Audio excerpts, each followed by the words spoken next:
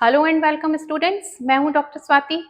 Students, हमने electrochemistry अपना नया मॉड्यूल स्टार्ट किया है। इसमें ऑलरेडी हम 3 लेक्चर कंप्लीट कर चुके हैं। इसमें हमने गैल्वेनिक सेल पढ़ लिया है, टाइप्स ऑफ सेल हम कर चुके हैं, इलेक्ट्रोड पोटेंशियल एंड ईएमएफ को भी हम स्टडी कर चुके हैं। आज का जो हमारा टॉपिक है वो है इलेक्ट्रोकेमिकल सीरीज।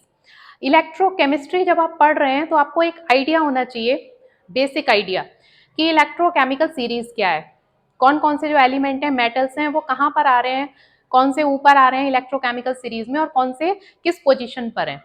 क्योंकि जब तक आपको ये आइडिया नहीं होगा आप न्यूमेरिकल्स नहीं कर पाएंगे, और आपको उसमें अगर होंगे भी न्यूमेरिकल्स तो गलत हो जाएंगे। ठीक है, तो थोड़ा सा मैं बेसिक आइडिया दूंगी इलेक्ट्रोकेमिकल सीरीज का। पूरा इसे याद करने की जरूरत नहीं है, बट बेसिक आइडिया होना जरूरी है। तो चलिए देखते हैं इलेक्ट्रोकेमिकल सीरीज। देखिए, इलेक्ट्रोकेमिकल सीरीज में जो है सबसे ऊपर जो आता है वो है लिथियम। तो मैं यहां पर लिख रही हूं रिएक्शन, यहां मैं लिखूंगी रिप्रेजेंटेशन, और यहां हम लिखेंगे स्टैंडर्ड रिडक्शन पोटेंशियल,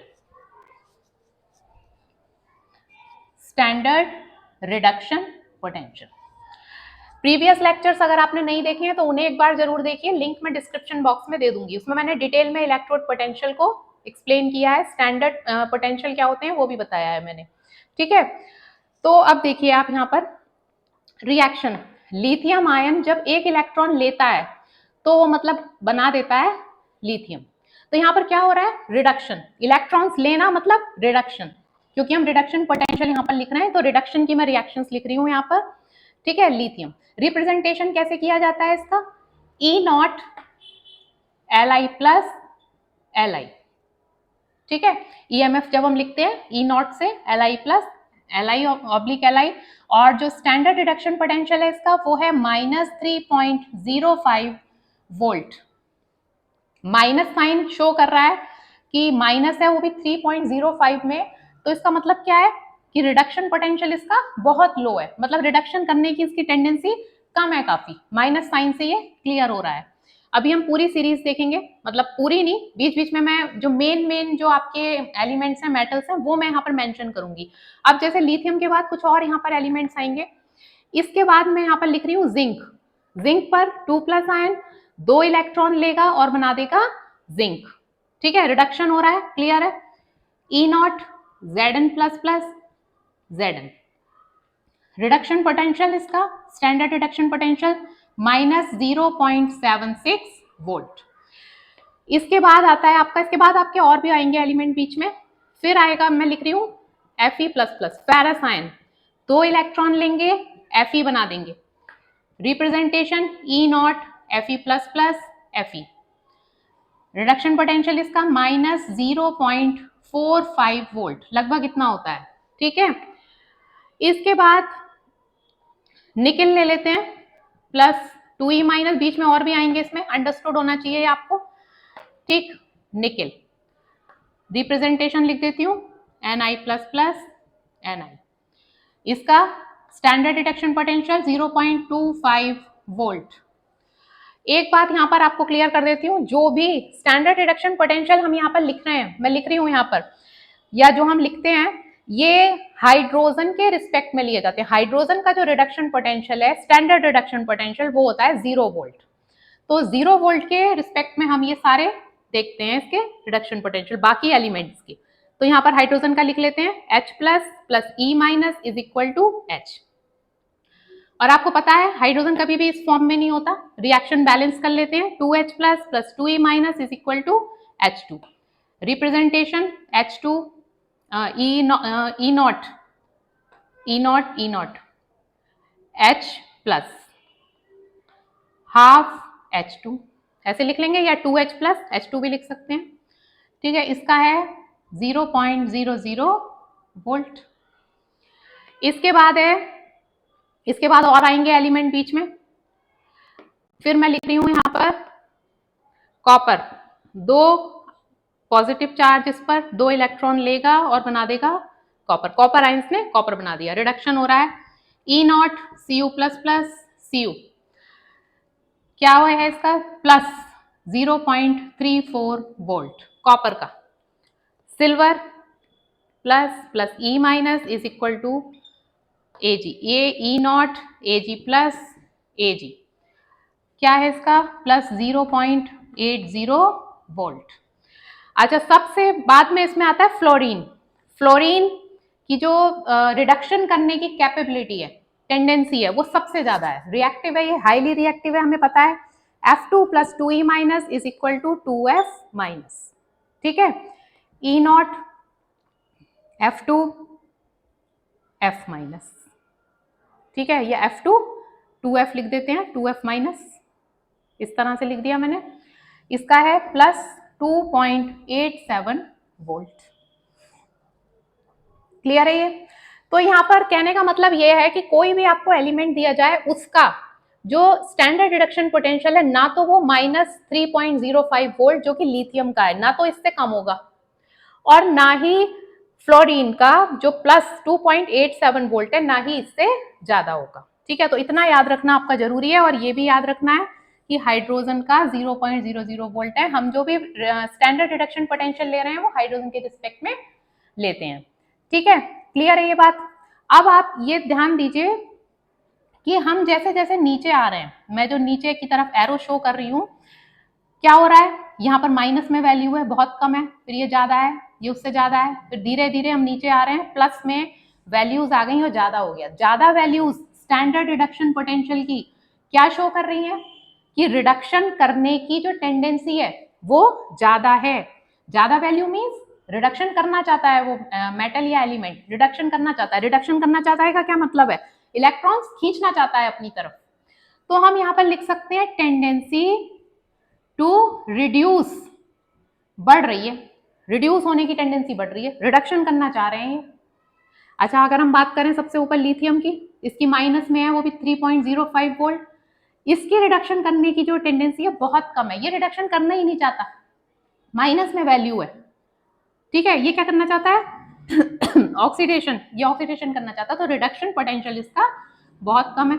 तो हम कह सकते हैं कि जैसे जैसे हम ऊपर की तरफ जा रहे हैं तो क्या हो रहा है, टेंडेंसी टू ऑक्सीडाइज बढ़ रही है। नीचे की तरफ आ रहे हैं तो टेंडेंसी टू रिड्यूस बढ़ रही है, और ऊपर की तरफ जा रहे हैं तो टेंडेंसी टू ऑक्सीडाइज, ऑक्सीडेशन करने की टेंडेंसी बढ़ रही है। क्लियर होगी? मैं उम्मीद करती हूँ ये बात कि ऑक्सीडेशन कह रही हूं मैं तो क्या मतलब है, इलेक्ट्रॉन लूज करना, और रिडक्शन करना, इलेक्ट्रॉन अपनी तरफ लेना, खींचना उनको। ठीक है, तो अगर रिडक्शन जो करना चाह रहा है, मान लीजिए कॉपर ले लें हम, ये रिडक्शन की इसकी टेंडेंसी अच्छी है, ज्यादा है, ये है प्लस 0.34 वोल्ट। तो अगर ये रिडक्शन कर रहा है, खुद का रिडक्शन करना चाहता है, तो ये इलेक्ट्रॉन इसके पास कहाँ से आ रहे हैं, इसके तो है नहीं ये इलेक्ट्रॉन, कॉपर आयन के, तो ये किससे ले रहा है ये इलेक्ट्रॉन, किसी और से लेगा। तो किसी और से अगर ये इलेक्ट्रॉन लेगा तो उसका क्या हो जाएगा, ऑक्सीडेशन हो जाएगा उसका, होगा कि नहीं होगा? रिएक्शन देखिए आप, अगर मैं ये लिख रही हूँ, मान लीजिए ये दो मेटल ले रहे हैं हम, ये जिंक की और कॉपर की बात कर रहे हैं हम। ठीक है, जिंक ने क्या किया, जिंक ऊपर है, माइनस में वैल्यू है, मतलब ऑक्सीडाइज होना चाहता है, तो मैंने जिंक की रिएक्शन लिख दी Zn2 plus 2E minus, electron lose किए जिंक ने, ऑक्सीडेशन रिएक्शन हो गई है। अब कॉपर क्या कर रहा है, कॉपर आयंस, ये रहे कॉपर आयंस, ये इन इलेक्ट्रॉन्स को ले लेंगे और क्या बना देंगे, कॉपर। तो यहां क्या हो रहा है, रिडक्शन, ये रिडक्शन हो रहा है। तो कहने का मतलब है ये जो मेटल्स हैं जो नीचे आ रहे हैं इलेक्ट्रोकेमिकल सीरीज में, इनकी रिडक्शन करने की टेंडेंसी है, पर ये इलेक्ट्रॉन जिनसे ये रिड्यूस होना चाह रहे हैं, होते हैं ये, वो कहाँ से आ रहे हैं, वो किसी और मेटल के आएंगे। भाई इसका लॉस हुआ तभी तो इसका फायदा हुआ, इसका लॉस हुआ इसने इलेक्ट्रॉन लॉस किए, और इसका फायदा हुआ इसने इलेक्ट्रॉन गेन कर लिए। तो इसका मतलब क्या है, कॉपर की वजह से जिंक का क्या हो गया, ऑक्सीडेशन। तो कॉपर को हम ये कह सकते हैं एक लैंग्वेज में कि कॉपर एक ऑक्सीडाइजिंग एजेंट की तरह काम करेगा जिंक के लिए, ऑफ कोर्स कह सकते हैं। कॉपर, कोई भी मेटल जो इलेक्ट्रोकेमिकल सीरीज में नीचे आ रही है, जिसकी रिडक्शन करने की पावर ज्यादा है, वो किसी और के लिए एज एन ऑक्सीडाइजिंग एजेंट काम करेगी। ठीक है, क्लियर है ये बात? तो हम यहाँ पर लिख सकते हैं, नीचे की तरफ एरो आ रहा है तो टेंडेंसी टू रिड्यूस, या हम कह सकते हैं ये काम करेंगे ऑक्सीडाइजिंग एजेंट की तरह। ठीक है, और इनकी टेंडेंसी क्या है, ऊपर की तरफ जब हम जा रहे हैं ऑक्सीडाइज होना चाहते हैं, जैसे मैंने कहा लिथियम है ऑक्सीडाइज होना चाहता है, तभी तो इसका स्टैंडर्ड रिडक्शन पोटेंशियल बहुत लो है, -3.05 है। तो अगर इसकी टेंडेंसी ऑक्सीडाइज होने की है तो ये किसका काम करेगा, रिड्यूसिंग एजेंट का काम करेगा। ये रिड्यूसिंग एजेंट का काम करेगा। जैसे कि आपने देख भी लिया यहाँ पर, इसने क्या किया, कॉपर का रिडक्शन कर दिया, इसने इलेक्ट्रॉन लूज किए, कॉपर ने तुरंत पिक किए और कॉपर का रिडक्शन हो गया। तो कॉपर के लिए जिंक क्या है, जिंक है एक ऑक्सी रिडक्शन रिड्यूसिंग एजेंट, और कॉपर क्या है जिंक के लिए, ऑक्सीडाइजिंग एजेंट, क्योंकि उसने उसके इलेक्ट्रॉन्स लिए। तो जहां पर भी ऐसे कोई मेटल दो आपको दिए जाएं जो इलेक्ट्रोकेमिकल सीरीज में एक की वैल्यू माइनस में है या इलेक्ट्रोकेमिकल सीरीज में ऊपर आ रहा है और दूसरा नीचे आ रहा है, तो जो नीचे आ रहा है जिसकी वैल्यू ज्यादा है वो क्या करेगा, ऑक्सीडाइजिंग एजेंट की तरह काम करेगा, और क्या होगा, वो उसकी टेंडेंसी होगी खुद को रिड्यूस करने की। या आप दूसरे वर्ड्स में कह सकते हैं, अगर आपने गैल्वेनिक सेल पढ़ा है उसमें मैंने बताया था आपको कि जिसकी रिडक्शन करने की टेंडेंसी होगी वो काम करेगा कैथोड की तरह, और जिसकी ऑक्सीडेशन की टेंडेंसी होगी वो काम करेगा एनोड की तरह। वो लेक्चर आप जरूर एक बार देखिएगा गैल्वेनिक सेल, तो उसमें उससे आपको बहुत हेल्प मिलेगी इस पूरे कंसेप्ट को समझने की, क्योंकि कंसेप्ट पीछे से ही आ रहे हैं वो। ठीक है, तो कैथोड और एनोड का भी फंडा आपको क्लियर हो गया होगा। जिसकी रिडक्शन करने की टेंडेंसी ज्यादा है, अभी हम न्यूमेरिकल करेंगे तो और क्लियर हो जाएगा, रिडक्शन करने की टेंडेंसी ज्यादा है वो काम करेगा एज अ कैथोड, क्योंकि कैथोड पर हमेशा क्या होता है, रिडक्शन, और रिडक्शन करते हैं ये जिनकी वैल्यू ज्यादा है, स्टैंडर्ड रिडक्शन पोटेंशियल की वैल्यू ज्यादा है, वो करेंगे रिडक्शन और काम करेंगे एज अ कैथोड, और जिनकी ऑक्सीडेशन करने की टेंडेंसी है वो काम करेंगे एज एन एनोड, वो एनोड की तरह काम करेंगे। तो आई होप आपको ये क्लियर हो गया होगा, और इसको बताने का मेरा पर्पस यही है कि जब भी आपके सामने कोई न्यूमेरिकल आए हो वहां पर दो मेटल्स मेंशन किए हुए हो, तो आपको फॉर्मूले में कैथोड और एनोड वैल्यूज पुट करने में प्रॉब्लम ना आए। ठीक है, तो अब एक न्यूमेरिकल समझ लेते हैं, उससे और क्लियर हो जाएगा। क्लियर हो गया होगा ये, चलिए न्यूमेरिकल देखते हैं।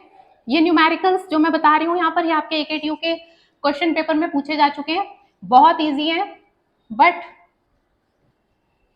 अगर थ्योरी पढ़ी हुई नहीं हुई तो ये गलत हो जाएंगे।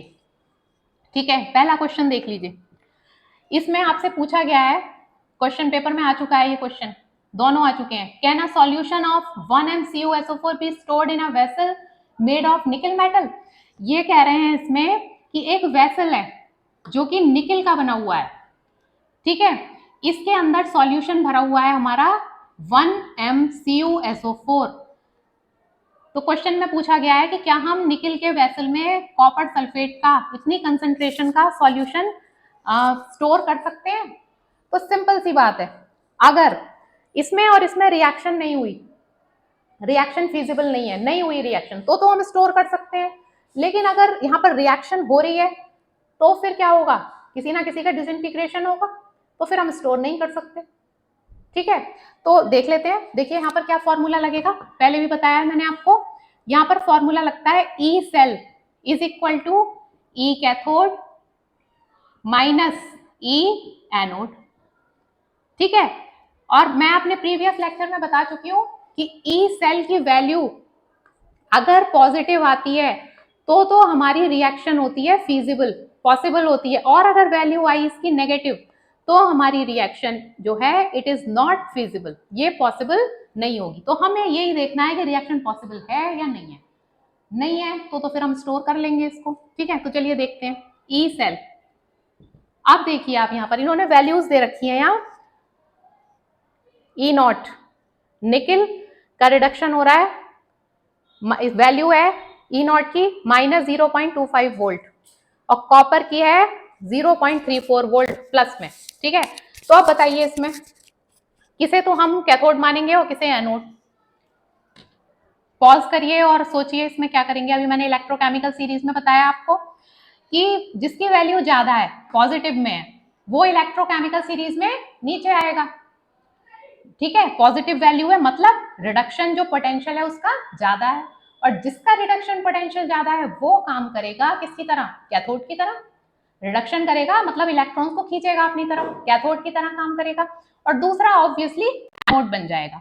तो वैल्यूज पुट कर देते हैं कैथोड की तरह क्या काम कर रहा है हमारा, कॉपर, तो इसकी वैल्यू है 0.34 वोल्ट। माइनस एनोड की तरह काम करेगा निकिल, इसकी वैल्यू माइनस में 0.25, 0.34, ये माइनस माइनस प्लस हो गया, 0.59 वोल्ट, प्लस में आई है हमारी वैल्यू। इसका मतलब क्या है, reaction is feasible, reaction is feasible, तो हम आंसर लिख देंगे reaction is feasible. So we can not store 1m CuSO4 इन निकिल वेसल, हम नहीं स्टोर कर सकते इसको, ठीक है, माइनस में आती तो हम स्टोर कर सकते थे, इसका मतलब रिएक्शन फिजिबल नहीं है। रिएक्शन फिजिबल है, एक कैथोड बन गया, एनोड बन गया, हम नहीं इसको स्टोर कर पाएंगे निकिल के वेसल में। क्लियर है ये, अब आपको समझ में आ गया होगा। इस तरह का एक क्वेश्चन का एग्जाम्पल दिया है मैंने, और भी क्वेश्चन होंगे, आप प्रैक्टिस करेंगे तो क्लियर हो जाएगा कि वहां पर आपको समझना होगा क्वेश्चन को देख के कि यहाँ पर कैथोड में हमें किसकी वैल्यू पुट करनी है और एज एन एनोड हमें क्या यहाँ पर वैल्यू पुट करनी है, ठीक है। तो ये क्वेश्चन, इसका आंसर ये हो गया। अब नेक्स्ट देखते हैं, नोट कर लिया ये, ओके। अगला क्वेश्चन, if iron rod is immersed in iron rod immersed है किसमें, zinc sulphate and nickel chloride solution, ठीक है, इस तरह से समझ लीजिए आप। नहीं समझ में आ रहा तो डायग्राम बना के देख लिया करिए। सॉल्यूशन दे रखा है इन्होंने क्वेश्चन में, जिंक सल्फेट और निकिल क्लोराइड का, ठीक है। आयरन रॉड इमर्स्ड है, इसमें आयरन रॉड पड़ी हुई है Fe की, ठीक है। ये पूछ रहे हैं, आगे का क्वेश्चन ये लिखा हुआ है, विच रिएक्शन इज फीजिबल, कौन से रिएक्शन फीजिबल है, आयरन जिंक आयंस को रिड्यूस करेगा या आयरन निकेल आयंस को रिड्यूस करेगा। देखिए iron reduces Zn2 plus ions और सेकेंड पार्ट है इसका iron reduces Ni2 plus ions. तो यहां पर हम सेम फॉर्मूला वही लगेगा, ई सेल फर्स्ट पार्ट कर रहे हैं हम, जिसमें लिखा है आयरन, कौन सी रिएक्शन फीजिबल है, iron reduces Zn2 plus ions, तो E cell is equal to E cathode minus E anode, ठीक है। अब क्वेश्चन ध्यान से पढ़िए, फर्स्ट पार्ट इसका आयरन रिड्यूसेस, आयरन रिड्यूस कर रहा है, तो आयरन रिड्यूस कर रहा है का क्या मतलब है, आयरन का ऑक्सीडेशन होगा, और आयरन का अगर ऑक्सीडेशन हो रहा है तो आयरन काम करेगा एनोड की तरह, ठीक है, एनोड की तरह काम करेगा। ये वैल्यूज दे रखी हैं, माइनस 0.44 एनोड की, माइनस 0.44 वोल्ट, ठीक है, एनोड की तरह काम कर रहा है। क्लियर है ये बात, I repeat, iron reduces Zn2 plus ions, iron reduce कर रहा है, जो रिड्यूस करता है, जो रिडक्शन करता है दूसरे का, Zn2 प्लस आयंस का रिडक्शन कर रहा है ये, तो इसका खुद का क्या हो रहा है, ऑक्सीडेशन।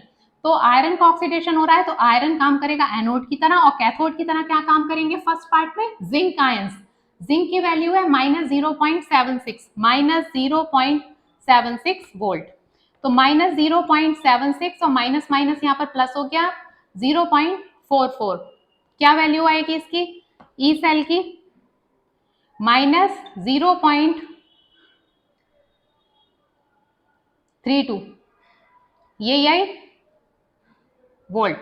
माइनस में वैल्यू आ रही है तो मैंने आपको बताया है ई सेल की वैल्यू अगर माइनस में आ रही है it means reaction is not feasible, reaction possible नहीं है।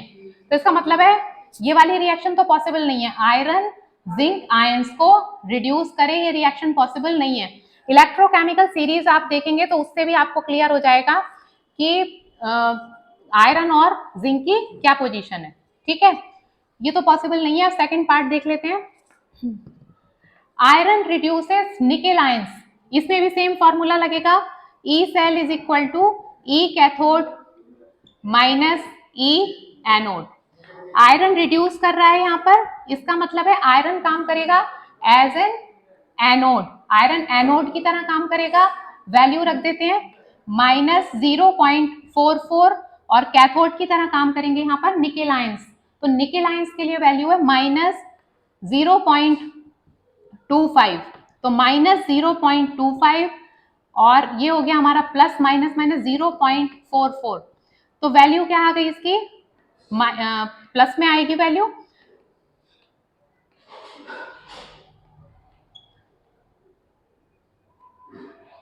$0.19 वोल्ट, यही आ रही है वैल्यू। ठीक है, ये हो गया हमारा, इसकी वैल्यू आ रही है प्लस में, इसका मतलब है reaction is feasible, reaction feasible है। तो इसमें आपको क्वेश्चन में यही बताना था कि आयरन रॉड अगर इमर्स की जाए इसमें तो कौन से रिएक्शन इनमें से फीजिबल है, तो फर्स्ट वाली फीजिबल नहीं है, सिर्फ सेकंड रिएक्शन हमारी फीजिबल है, सब वैल्यूज आपको दी हुई हैं। ठीक है, आई होप इतना क्लियर हुआ होगा। अपने नेक्स्ट लेक्चर में हम प्राइमरी सेल के बारे में पढ़ेंगे डिटेल में, और उसके बाद सेकेंडरी सेल्स को डिस्कस करेंगे। आपकी कोई क्वेरी है तो मुझसे आप कमेंट बॉक्स में पूछ सकते हैं। Thank you.